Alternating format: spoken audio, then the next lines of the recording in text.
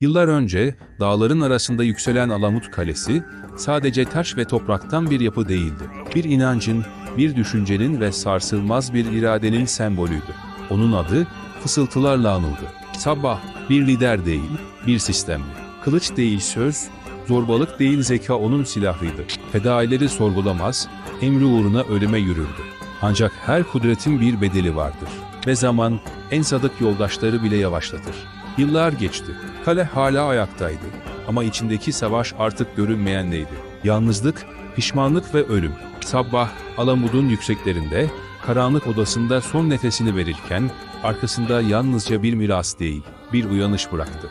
Efsane sustu ama yankısı hala dağlarda çınlıyor. Çünkü bazı sonlar aslında bir başlangıçtır.